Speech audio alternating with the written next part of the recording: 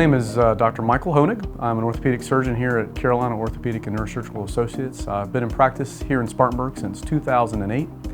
I am a local guy. I went to Wofford College and then went to Emory University in Atlanta for my medical school, and then did a 5-year orthopedic residency program at Northwestern in Chicago.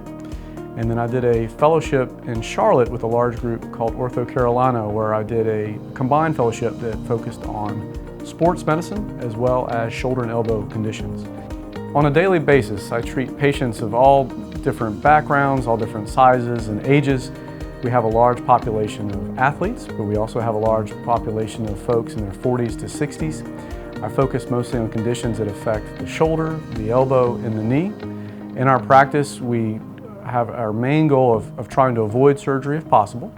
And when we do have to go to surgery, we try to make sure that it's as minimally invasive as possible so that the patient, whether they're a 15-year-old athlete or they're a 40-year-old laborer who both need to get back to their occupation or their activity as quick as possible, are able to do so.